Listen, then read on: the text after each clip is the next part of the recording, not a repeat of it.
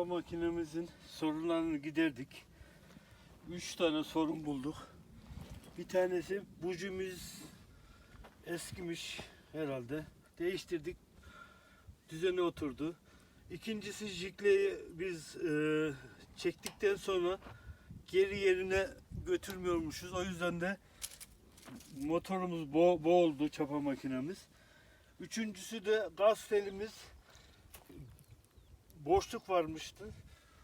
Ne kadar gaza da bassak gitmiyordu. O boşluğu şuradan bir vida var. Şuradaki vidayla boşluğunu alıp sıktık.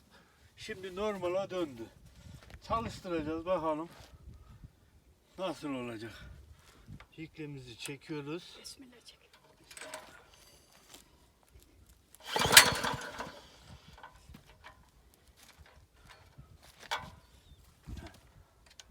Şurayı da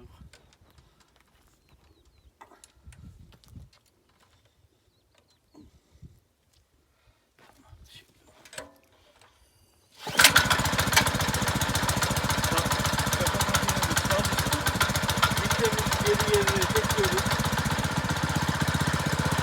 Şimdi gazla versek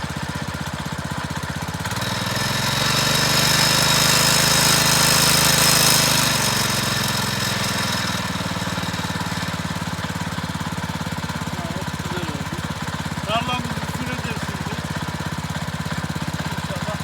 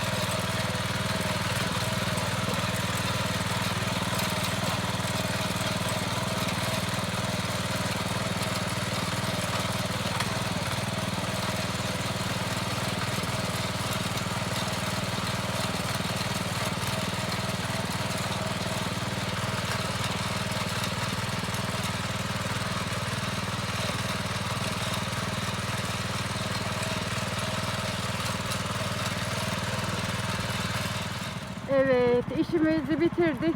Gidiyoruz. Çok şükür. Çapa makinamız işimizi gördü. Allah'ıma şükürler olsun. Manzara süper yine. Abim ve annem çapa makinesini görünceler. Annem iyice göründü. Rüzgardan kendini korumak amaçlı.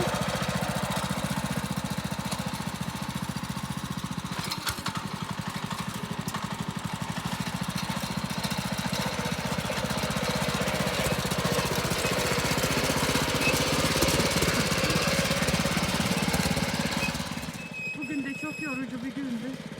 İşimizi bitiriyoruz. Çapa makinamız var.